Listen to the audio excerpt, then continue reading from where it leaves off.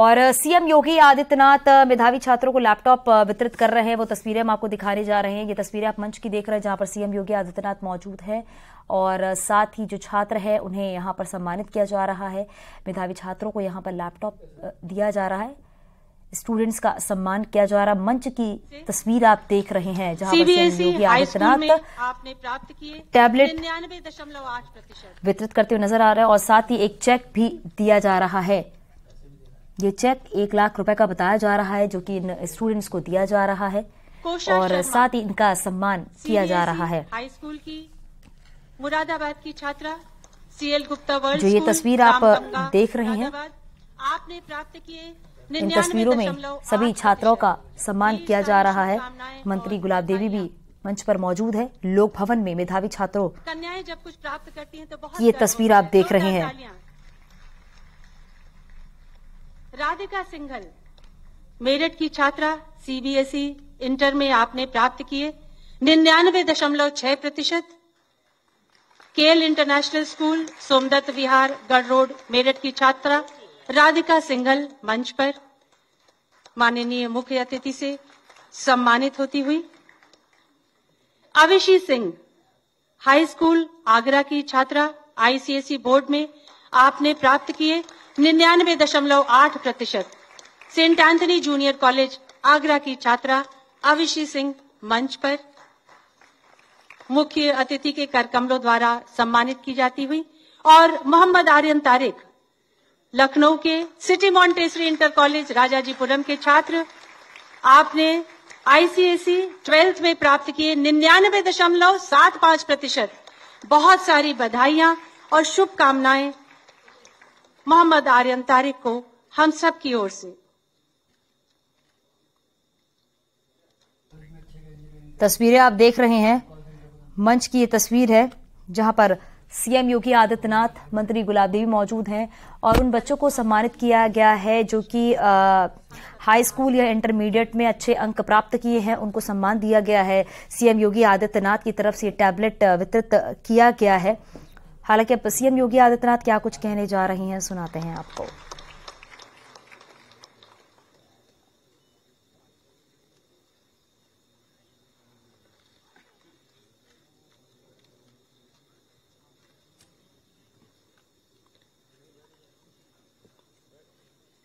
उत्तर प्रदेश के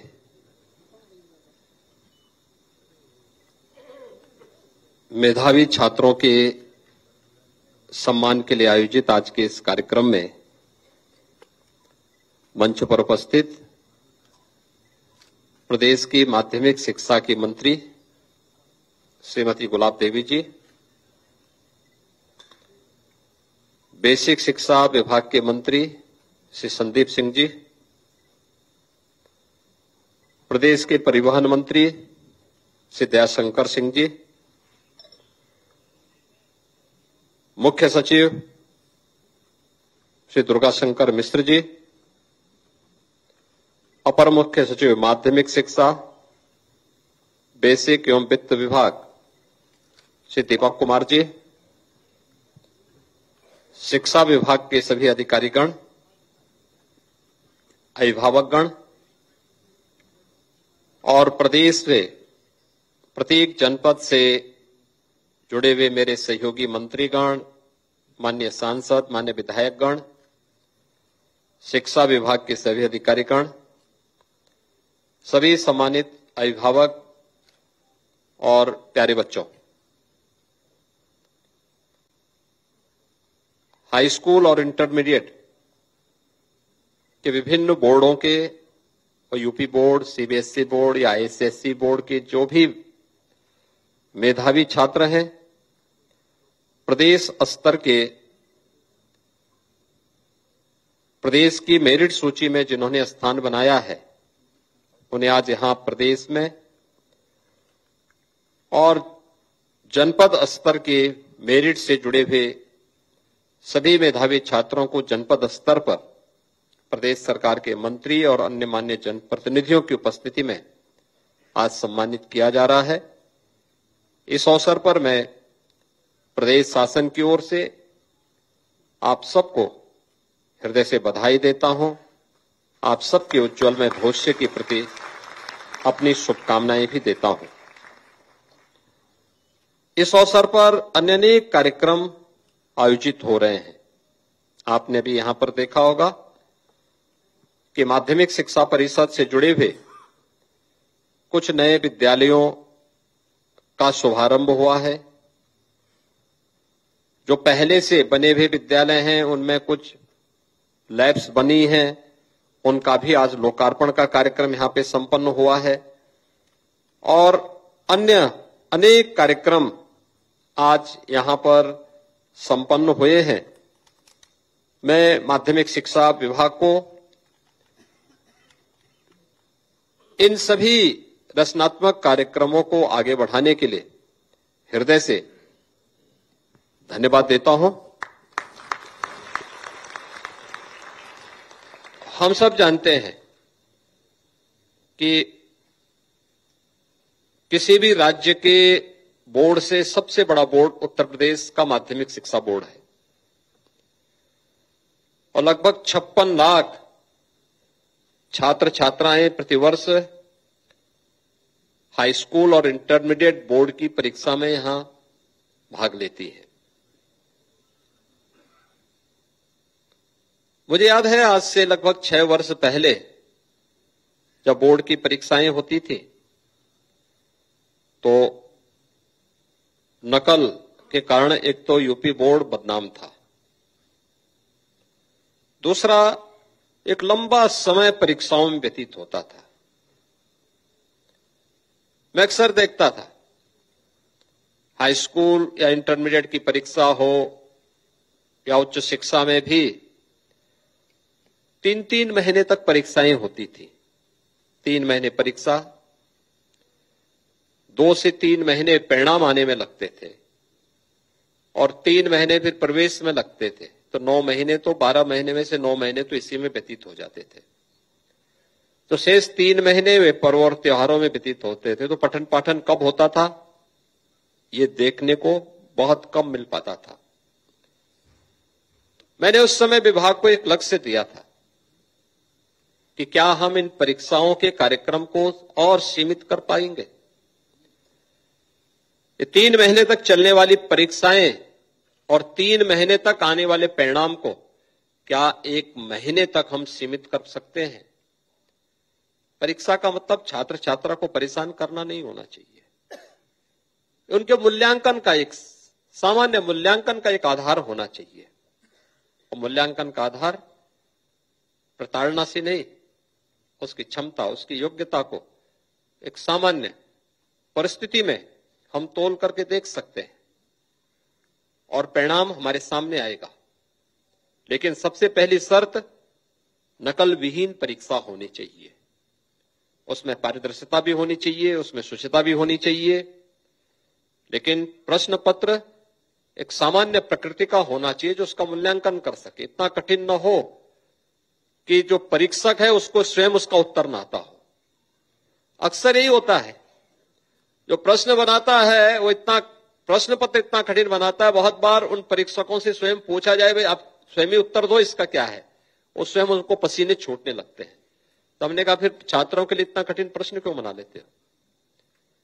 एक सामान्य प्रकृति के प्रश्न होने चाहिए और उसको जितना शॉर्ट कर सकते हैं उसको हमें करने का प्रयास करना चाहिए। परिणाम रहा धीरे धीरे करके सुधार होता गया, नकल बंद होती गई और मैंने पहले दिन इस बात को कहा था, अगर नकल कहीं सामूहिक रूप से हो रही है केंद्र दीवार होगा, लेकिन छात्र के खिलाफ हम कार्रवाई नहीं करेंगे। विद्यालय के प्रबंधक या विद्यालय के प्रधानाचार्य, व्यवस्थापक, जिला विद्यालय निरीक्षक, ये सब इसके लिए जिम्मेदार होंगे और उसमें बहुत सख्त कार्रवाई हमें करनी पड़ी थी। विगत वर्ष भी हमें एक जिला विद्यालय निरीक्षक को मुझे जेल डालना पड़ा था, क्योंकि नकल या तो इस बात का द्योतक होता है कि हमने समय पे ध्यान नहीं दिया, दूसरा जो छात्र मेहनत कर रहा है उसकी मेहनत पर डकैती डालने का एक प्रयास होता है। दूसरे हक को जबरन छीनने का प्रयास होता है, अन्य लोगों को भी अनैतिक तरीके अपनाने के लिए प्रेरित करता है और अंततः हम व्यवस्था के साथ खिलवाड़ करते हैं।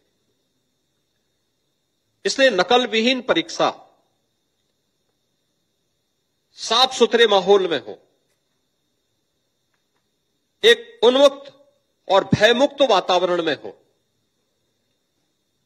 लेकिन समय से हो। और मैं इसके लिए माध्यमिक शिक्षा परिषद को धन्यवाद दूंगा कि उन्होंने इस लक्ष्य को प्राप्त किया। 15 दिन के अंदर परीक्षा, 14 दिन के अंदर परिणाम। देश के अंदर पहली बार किसी एक बोर्ड के माध्यम से हुआ है, वह उत्तर प्रदेश माध्यमिक शिक्षा बोर्ड ने किया है। मात्र 15 दिन के अंदर परीक्षा हुई है और 14 दिन के अंदर परिणाम भी आ गया, और परिणाम हम सबके सामने है। और वो परिणाम है कि इन एक महीने के अंदर के परिणाम को 56 लाख विद्यार्थी जिसमें भागीदार बने हो, उस कार्यक्रम को व्यवस्थित तरीके से संपन्न करने में हमें सफलता प्राप्त हुई। और यूपी बोर्ड का जब परिणाम आ गया, उसके बाद विभिन्न राज्यों के सीबीएसई बोर्ड के, आईसीएसई बोर्ड के परिणाम उसके काफी बाद में आए। इसलिए कार्यक्रम को इतनी देर में हम लोग करने के लिए इतना देर में करना पड़ा। लेकिन एक ये सुधार, यही रिफॉर्म है। अब हमने समय पे परिणाम दे दिया, अब सत्र भी समय पे आगे बढ़ पाएगा। हमारा प्रयास होना चाहिए 365 दिन के कार्यक्रम का शैक्षिक कैलेंडर तैयार करके हम अधिक से अधिक समय छात्रों को दें। उनके लिए स्कूल कैंपस में हो या अन्य महत्वपूर्ण संस्थानों में उनके विजिट हो, वे जाके देखें, क्योंकि थ्योरी के साथ साथ प्रैक्टिकल भी तो इसी दौरान उनके होने हैं। और प्रैक्टिकल केवल वही नहीं जो लैब में हो रहा है, बल्कि वह व्यावहारिक रूप से अन्य संस्थानों में जाकर के भी देखें क्या हो रहा है, कैसे आगे बढ़ना है। इस शिक्षा केवल डिग्री या सर्टिफिकेट प्राप्त करने का माध्यम नहीं, बल्कि संपूर्ण व्यक्तित्व के निर्माण का भी एक माध्यम बनना चाहिए। और उस कार्यक्रम को आगे बढ़ाने का एक प्रयास जिस रूप में आगे बढ़ा है, यह बहुत अच्छा प्रयास माध्यमिक शिक्षा बोर्ड ने किया है। एक महीने तक नहीं तो पता लगा साल भर परीक्षा ही परीक्षा चल रही है। यानी 3 महीने परीक्षा होती थी, 2 से 3 महीने परिणाम आने में लगते थे, फिर 2 महीने प्रवेश लेने में लगते थे, 8-9 महीने इसी में व्यतीत हो जाते थे। फिर पर्व और त्योहार आ गए, उसके बाद फिर परीक्षा शुरू हो जाती थी।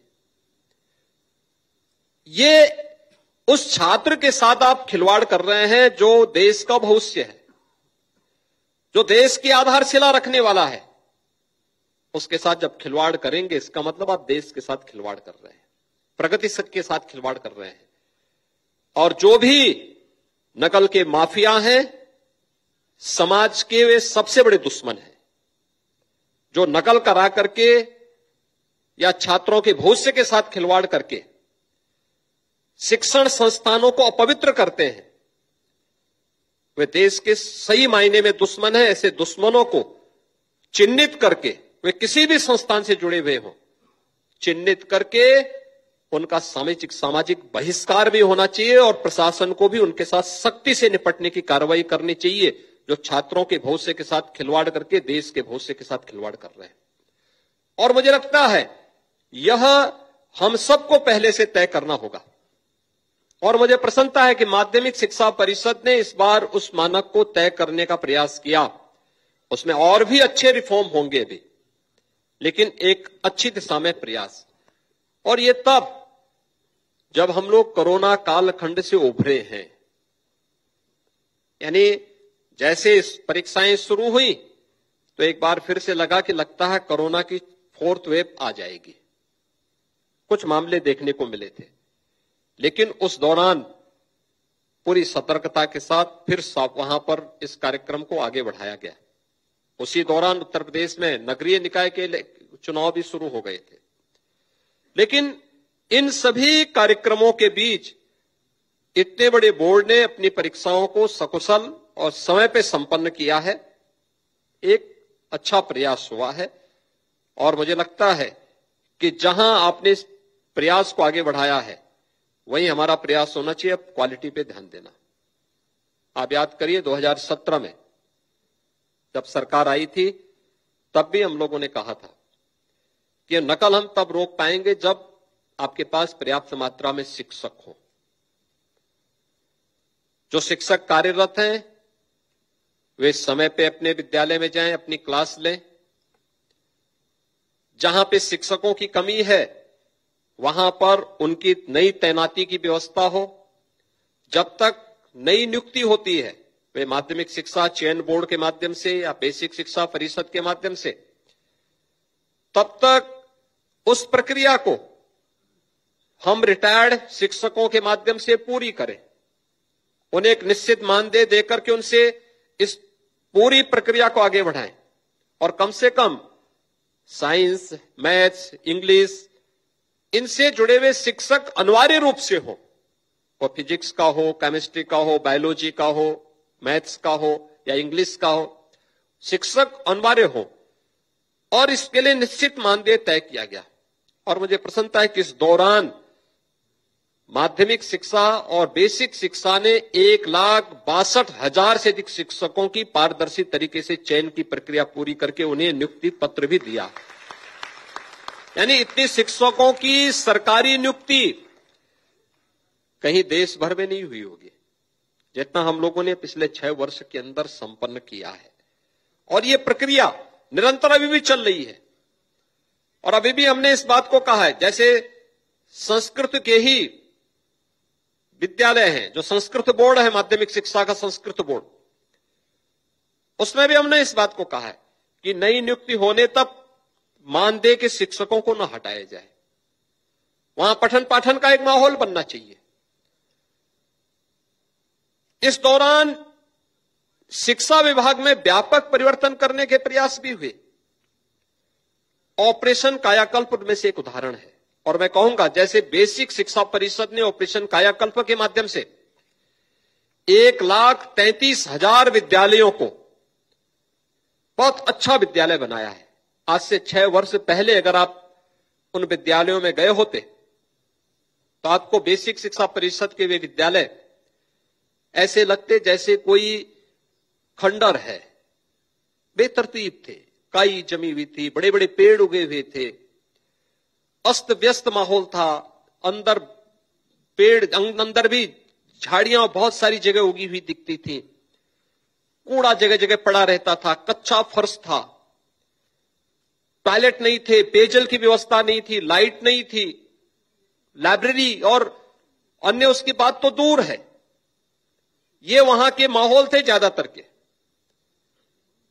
लेकिन जन सहभागिता के माध्यम से सरकार ने जब आह्वान किया, परिणाम हुआ 1,33,000 विद्यालय ऑपरेशन कायाकल्प के माध्यम से अच्छी फ्लोरिंग हो गई, फर्नीचर हो गया, बालक बालिकाओं के लिए टॉयलेट हो गए, पेयजल की व्यवस्था हो गई, स्मार्ट क्लास आ गई, वहां पे लैब बन गई, उनकी लाइब्रेरी बन गई। बहुत सारे विद्यालयों में मुझे जाने का अवसर प्राप्त हुआ। आज बच्चे आते हैं, देखते हैं, उनके मन में एक ललक होती है स्मार्ट क्लास के साथ जुड़ने की। उनके मन में एक ललक होती है अपनी डिजिटल लाइब्रेरी को देखने की। उनके मन में एक ललक होती है कि लाइब्रेरी में हम भी अपने पाठ्यक्रम के इतर कुछ नई पुस्तकों को देख सके। और ये एक नई ललक मुझे वहां पे उन बच्चों के साथ जब संवाद बनाने का अवसर प्राप्त हुआ, ये भी हमने वहां पर देखा और बहुत अच्छे परिणाम उसके सामने आए हैं। आज ये चीजें भी हम लोग वहां पर देख चुके हैं और मुझे बहुत अच्छा लगा कि जैसे बेसिक शिक्षा परिषद के 1,33,000 विद्यालय जन सहभागिता के माध्यम से और CSR निधि से उनका कायाकल्प हो सकता है, ऐसे ही माध्यमिक शिक्षा परिषद चाहेगा तो माध्यमिक शिक्षा विभाग चाहेगा तो माध्यमिक शिक्षा से जुड़े हुए विद्यालयों को भी हम लोगों को इसी तर्ज पर आगे बढ़ाने का कार्य करना चाहिए। यद्यपि हमने विगत वर्ष भी पैसा दिया था माध्यमिक शिक्षा से जुड़े हुए विद्यालयों के लिए, वो पैसा लैप्स हो गया। मैं फिर चाहूंगा जितने गवर्नमेंट इंटर कॉलेजेस हैं जो जर्जर हो चुके हैं, आप तय करें 75 वर्ष पुराने, 60 वर्ष पुराने, 50 वर्ष पुराने, 40 वर्ष पुराने, 30 वर्ष पुराने, या जहां छात्रों की संख्या ज्यादा है, उनके पास इंफ्रास्ट्रक्चर नहीं है, उन्हें इंफ्रास्ट्रक्चर आप दीजिए। प्रथम फेज में अच्छा इंफ्रास्ट्रक्चर दीजिए, अच्छा फर्नीचर दीजिए, टॉयलेट दीजिए, पेयजल की व्यवस्था करिए, सोलर पैनल की व्यवस्था करिए, अच्छा वहां पे खेल का मैदान बनाइए। खेल और युवा कल्याण विभाग हर बेसिक शिक्षा परिषद के प्रांगण में एक खेल का मैदान बना रहा है। ये उन बच्चों के अंदर खेल कूद की गतिविधियों के प्रति भी एक नई जिज्ञासा पैदा हो। स्पोर्ट्स, स्कूली स्पोर्ट्स हुए हैं, हम इसको और अच्छे ढंग से आगे प्रमोट कर सकते हैं। यह समय होता है जब बच्चों को इनके प्रति हम लोग एक नया भाव पैदा कर सकते हैं, और यह कार्य हम सबको वहां पर देखने को मिला। बहुत मुझे अच्छा लगा कि जैसे बेसिक शिक्षा परिषद ने किया, माध्यमिक शिक्षा भी इसी रूप में आगे बढ़ सकती है। पहले अपने फंड का उपयोग भी करें, सीएसआर की निधि का भी उपयोग करें, और सीएसआर की निधि के उपयोग के साथ साथ पुरातन छात्रों के सम्मेलन के माध्यम से भी जन सहभागिता का भी उपयोग करते हुए, जैसे हमने अभी पंचायती राज विभाग में एक स्कीम निकाली है, मातृभूमि योजना। ये मातृभूमि योजना क्या है? किसी भी ग्राम पंचायत का कोई व्यक्ति, वह अपने गांव के बाहर, अपने प्रदेश में, देश में या दुनिया में कहीं भी रह रहा है, वो अपने गांव में चाहता है कि मेरे गांव में कोई अच्छा हॉस्पिटल बने, मेरे गांव में कोई कन्वेंशन सेंटर बने, मेरे गांव में कोई एक अच्छा जनता की सुविधा के लिए कोई अच्छा आयोजन होना चाहिए। तो उनके लिए हम लोगों ने एक व्यवस्था बनाई है कि मातृभूमि योजना में 60% योगदान वो देगा, 40% योगदान राज्य सरकार उसको देगी। भवन बनेगा, भवन का नामकरण उनके किसी पूर्वज के नाम पर हम लोग रख देंगे। ऐसे ही विद्यालय में लैब बन सकती है, लेबोरेटरी के निर्माण में योगदान दे सकते हैं, लाइब्रेरी के निर्माण में लोग योगदान दे सकते हैं, डिजिटल लाइब्रेरी बनाने में दे सकते हैं, कुछ अच्छा इंफ्रास्ट्रक्चर दे सकते हैं, फर्नीचर देने में योगदान दे सकते हैं, टॉयलेट बनाने में योगदान दे सकते हैं, पेयजल के लिए योगदान दे सकते हैं। अलग अलग दिशा में जोड़ने का एक प्रयास, लेकिन पहल करनी पड़ेगी। स्मार्ट क्लास बना सकते हैं। क्या माध्यमिक शिक्षा से जुड़े हुए बच्चों को यह अधिकार नहीं कि वे भी अभी से टेक्नोलॉजी का उपयोग करना सीखें? यह अधिकार उनका भी है, और ये देना सरकार का भी दायित्व बनता है, विभाग का भी दायित्व बनता है, और साथ साथ प्रबंधन का भी दायित्व बनता है कि हम बच्चों को उसके अनुकूल माहौल दें, उस प्रकार की सुविधाओं से युक्त करें। और इसके लिए सरकार ने अपने स्तर पर प्रयास किए, हम उसका उपयोग भी समयबद्ध तरीके से करना सीखें। जैसे हम लोगों ने तकनीकी दृष्टि से सक्षम बनाने के लिए प्रदेश भर में 2 करोड़ युवाओं को, स्नातक और परास्नातक के 2 करोड़ युवाओं को हम टैबलेट और स्मार्टफोन दे रहे हैं। वे शासन की योजनाओं के साथ जुड़ सके। उनको मालूम होना चाहिए कि जब मैं अपनी डिग्री लूंगा, स्नातक की डिग्री लूंगा या परास्नातक की डिग्री लूंगा, तो मेरे लिए जीवन के कौन कौन से क्षेत्र खुले हुए हैं। बहुत सारे बच्चे कोचिंग के साथ जुड़ना चाहते हैं, तो कोचिंग के लिए मां बाप के पास पैसा नहीं, कैसे करेंगे? उसके लिए उनके लिए तैयार है अभ्युदय कोचिंग। हर जनपद में राज्य सरकार अभ्युदय कोचिंग की व्यवस्था कर रही है, और ये अभ्युदय कोचिंग तो नीट और आईआईटी जेईई के लिए भी तैयारी करा रहा है। इसमें फिजिकली भी और वर्चुअली भी है, दोनों व्यवस्थाएं दी गई हैं। मैं भी पिछले सप्ताह अभ्युदय कोचिंग से सफल हुए विद्यार्थियों के साथ संवाद बना रहा था, जो अभ्यर्थी थे उससे जुड़े हुए।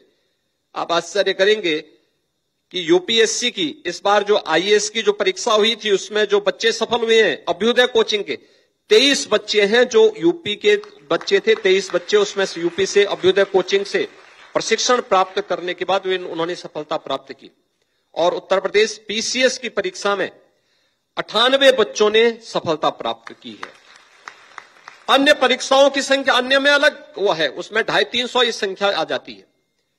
पहले इन बच्चों को महंगे कोचिंग संस्थानों में जाना होता था, ये जाते थे पहले, और बहुत सारे बच्चे यूपी के बाहर भी जाकर के प्रशिक्षण लेते थे। लेकिन कोरोना कालखंड में जब 2020 में जैसे ही लॉकडाउन लगा था, आपने देखा होगा कि यूपी के लगभग 15,000 बच्चे कोटा राजस्थान में फंस गए थे। बाद में मुझे स्पेशल बसेज भेजनी पड़ी वहां से उन बच्चों को लाने के लिए। ऐसे ही प्रयागराज में हुआ था। प्रयागराज से भी हमने उत्तर प्रदेश परिवहन निगम की बसेज को भेजा था, इसलिए मैं आज परिवहन मंत्री को भी बुलाया हूं कि परिवहन मंत्री भी परिवहन निगम की बसेज से फिर उन बच्चों को वहां से निकाल करके फिर उनके घरों तक पहुंचाने का कार्य किया गया था। परिणाम हमारे सामने था उस समय कि भविष्य में अगर कभी कोई ऐसा संकट आए तब हमें क्या करना चाहिए। और तब हम लोगों ने इस बात को तय किया था कि हम लोग अभ्युदय के नाम पे कोचिंग संस्थान चलाएंगे। अभ्युदय का जो शाब्दिक अर्थ होता है सांसारिक उत्कर्ष, यानी सांसारिक उत्कर्ष का मार्ग जहां से प्रदर्शित हो। ये कोचिंग संस्थान भी उसी प्रकार के हैं। यूपीएससी या Uttar Pradesh public service commission की तैयारी जो छात्र कर रहे हैं, वहां पर उनके विषय विशेषज्ञ के रूप में कौन होते हैं? जो स्वयं आईएएस की परीक्षा पास करने के बाद ज्वाइंट मजिस्ट्रेट के रूप में, सीडीओ के रूप में या डिस्ट्रिक्ट मजिस्ट्रेट के रूप में जनपद में काम कर रहे हैं, एडिशनल एसपी के रूप में या एसपी के रूप में जनपद में काम कर रहे हैं, या अन्य जो कोचिंग से जुड़े हुए, जो उस फील्ड से जुड़े हुए सफलतम अभ्यर्थी हैं, उन लोगों से ही वह कोचिंग हम लोग वहां पर दिलवाते हैं और वे सभी अपने अपने जनपदों में सफलतापूर्वक मार्गदर्शन कर रहे हैं। जैसे एक क्षेत्र वह है अभ्युदय कोचिंग का, जिसमें हम लोग ये सुविधा वहां पर दे रहे हैं। लेकिन जब हम टैबलेट और स्मार्टफोन जिन बच्चों को दे रहे हैं, उसके पीछे का भाव भी यही है कि बच्चे जब अपनी डिग्री लें, डिग्री के बाद उनको पता होना चाहिए कि और क्या क्या स्कीम शासन की है। बहुत सारे लोग होते हैं स्वयं का स्टार्टअप स्थापित करना चाहते हैं, पीएम स्टार्टअप की योजना है, वो उससे जुड़े। बहुत सारे लोग हैं वो अपना कारोबार शुरू करना चाहते हैं, मां बाप के पास पैसा नहीं है, पीएम मुद्रा योजना उनके लिए तय है। इसकी प्रक्रिया क्या है उसको जानने का प्रयास, टैबलेट में प्रोग्राम होगा, आप टैबलेट के उस प्रोग्राम के साथ जुड़िए, आपको उसके साथ जोड़ने का कार्य करेगा। बहुत सारे बच्चे अलग अलग प्रकार के कार्यक्रम होंगे जिनके माध्यम से हम जुड़ सकते हैं, या छात्र है, छात्र अपने कार्यक्रमों के साथ भी जुड़े। अब जैसे बालिकाएं हैं, हमने बालिकाओं के लिए मुख्यमंत्री कन्या सुमंगला योजना उत्तर प्रदेश के अंदर जारी किया है।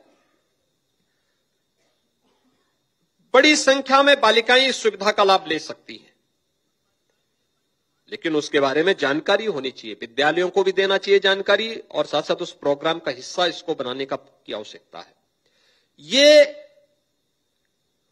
तकनीकी दृष्टि से सक्षम बनाने के साथ साथ शासन की योजनाओं की जानकारी भी उसके साथ जब जुड़ जाती है तो उसके लिए रास्ता तय करना आसान होता है, एक गाइड का काम करेगा और टैबलेट या स्मार्टफोन उन बच्चों के लिए। और हम लोगों ने तब तय किया था कि कोरोना पता नहीं कब तक रहता है। हम आभारी हैं प्रधानमंत्री मोदी जी के, जिनके प्रयास से कोरोना जैसी महामारी को पूरी तरह नियंत्रित करने में सफलता प्राप्त हुई। लोगों को फ्री में टेस्ट हुआ, फ्री में उपचार मिला, फ्री में वैक्सीन की सुविधा का लाभ मिला। यानी ये सुविधा केवल भारत के अंदर मिल पाई थी, दुनिया के अंदर नहीं मिल पाई। कोरोना पर इसलिए इतना प्रभावी नियंत्रण भारत के अंदर है। लेकिन इस सब के बावजूद उस समय बार बार प्रमोट करने की आवश्यकता पड़ रही थी। हम लोगों ने कहा प्रमोशन की आवश्यकता न पड़े, हम लोग ऑनलाइन एग्जाम करवाएंगे। बच्चे के मन में एक भाव होना चाहिए कि मैं अपने क्षमता से अपनी क्लास को पास करूंगा, और ये भाव उनको एक नई प्रतिस्पर्धा के लिए खड़ा करता है। ये हमें इसीलिए टैबलेट और स्मार्टफोन उस समय देना पड़ा था, और वह लगातार अभी भी जारी है। इसलिए मैं चाहूंगा कि तकनीक का उपयोग करने की कला अभी से हम सिखाने का प्रयास करें।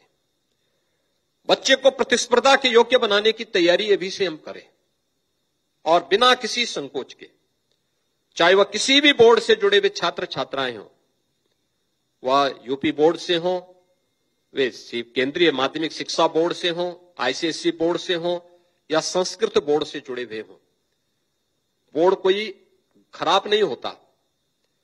उस बोर्ड के द्वार के साथ जुड़ करके हम स्वयं भी अपने स्तर पर उस प्रतिस्पर्धा के योग्य बन सके, इसके लिए हमें अपने आप को तैयार करना पड़ेगा, अपने आप को तैयार होना होगा। और एक बड़ा कार्य हो सकता है तकनीक का उपयोग करते हुए, जिस प्रकार से आज माध्यमिक शिक्षा विभाग और बेसिक शिक्षा विभाग अधिकाधिक तकनीक का उपयोग करते हुए प्रदेश भर में शिक्षा के क्षेत्र में एक नई क्रांति लाने का प्रयास कर रहा है। उसके बहुत अच्छे परिणाम आने वाले समय में आएंगे। और यही कारण है कि लगातार इन संस्थानों में छात्रों की संख्या बढ़ी है। जो पहले विद्यालय छोड़ने का जो रेट था, जो कम हुआ है, काफी कम हुआ है। लोग स्कूल की तरफ अब रुख होना उनका प्रारंभ हुआ है। लेकिन धीरे धीरे करके प्रयास आगे बढ़ सकता है। सामूहिकता के साथ ये प्रयास आगे बढ़ेंगे। मुझे प्रसन्नता है कि उत्तर प्रदेश के छात्रों ने अब देश के अंदर अलग अलग प्रतियोगी परीक्षाओं में स्थान बनाना प्रारंभ किया है। आज आपने देखा होगा नीट के परिणाम आए हैं और नीट के परिणाम में भी उत्तर प्रदेश के छात्रों ने अच्छा स्थान बनाया। बहुत अच्छा स्थान यूपी के छात्रों का रहा है। लेकिन इसमें और अच्छे प्रयास किए जाने की आवश्यकता है। इसके लिए इन सभी बोर्डों को अपने आप को तैयार करना होगा।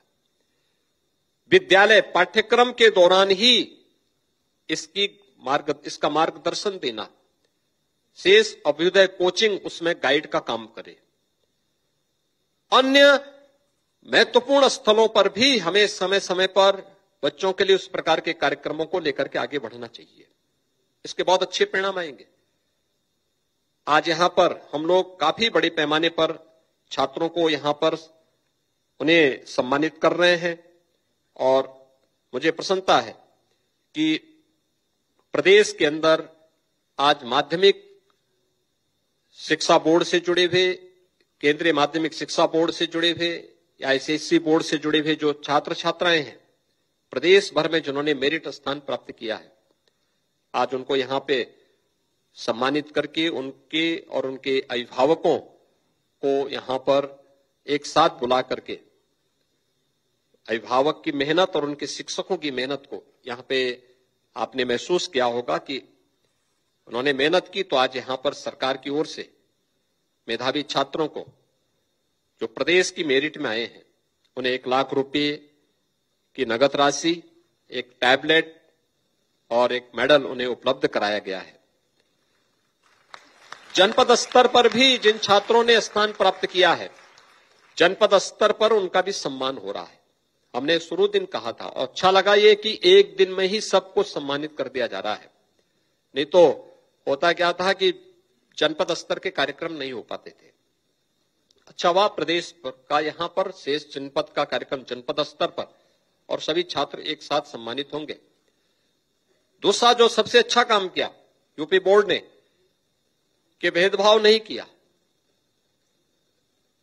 यूपी बोर्ड के छात्रों को सम्मानित करेंगे तो यूपी के अंदर के रहने वाले माध्यमिक शिक्षा से जुड़े हुए यानी सीबीएसई बोर्ड से जुड़े हुए भी और आईसीएसई बोर्ड से जुड़े हुए और संस्कृत बोर्ड से जुड़े हुए छात्रों को भी हम सम्मानित करेंगे।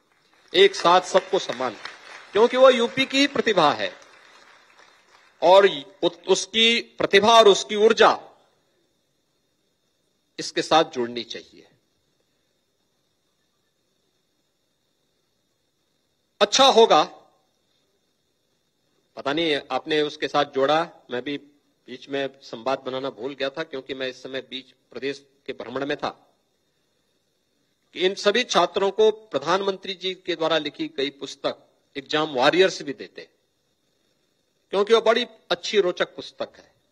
आदरणीय प्रधानमंत्री जी ने जो बोर्ड की परीक्षा में जाने या किसी भी परीक्षा में भाग लेने वाले छात्रों के लिए लिखी है, अपने अनुभव पर आधारित, उनके अनुभव पर आधारित वो पुस्तक है, एग्जाम वॉरियर्स, कि कैसे भय मुक्त वातावरण में, तनाव मुक्त वातावरण में हम किसी भी परीक्षा को देंगे तो हम निश्चिंत होकर के अगर अपना कार्य करेंगे तो उसके परिणाम और अच्छे आ सकते हैं। और हर विद्यार्थी को पुस्तक पढ़नी चाहिए। एग्जाम वॉरियर्स को आप जरूर देखें, उसका अवलोकन करें।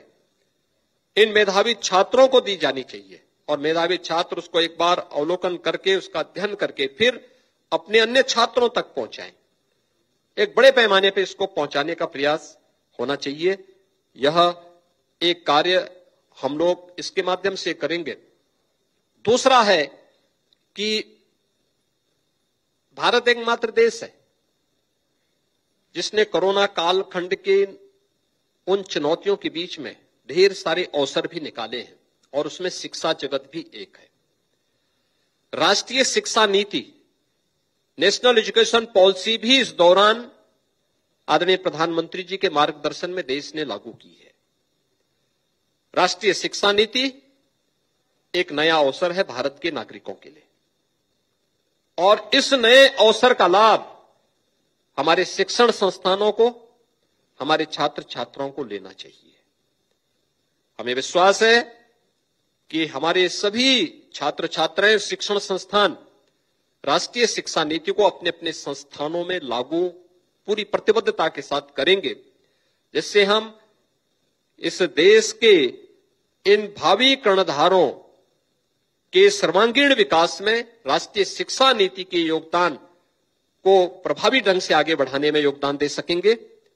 मैं एक बार फिर से प्रदेश की मेरिट सूची में स्थान प्राप्त करने वाले सभी छात्र छात्राओं को, उनके अभिभावकों को हृदय से मैं उनको बधाई देता हूं, उनका अभिनंदन करता हूं। जनपद की मेरिट सूची में स्थान बनाने वाले जितने भी हमारे छात्र छात्राएं हैं, जिस भी बोर्ड से जुड़े हुए हों, उन सभी का मैं हृदय से उन्हें बधाई देता हूं, उनका भी अभिनंदन करता हूं, उनके अभिभावकों का भी अभिनंदन करता हूं, उनके शिक्षकों का भी मैं अभिनंदन करता हूं और विश्वास व्यक्त करता हूं कि हमारे सभी शिक्षण संस्थान और सभी बोर्ड पूरी पारदर्शिता के साथ शिक्षा की गुणवत्ता को बनाए रखते हुए पूरी शुचिता के साथ अपने अपने बोर्ड और अपने अपने शिक्षण संस्थान की गुणवत्ता को आगे बढ़ा करके इन छात्रों के सर्वांगीण विकास में अपना योगदान देंगे। आप सबके प्रति मेरी शुभकामनाएं। धन्यवाद। जय हिंद। आदित्यनाथ को आप सुन रहे थे। मेधावी छात्रों को सम्मानित किया है लखनऊ में। साथ ही साथ उन्होंने स्टूडेंट्स को लेकर कुछ बातें भी कही कि किस तरह से जो प्रदेश में एजुकेशन है उसको आगे बढ़ाना चाहिए, किस तरह से मेधावी छात्रों को आगे बढ़ाकर उनके उज्जवल भविष्य की कामना भी मुख्यमंत्री ने की।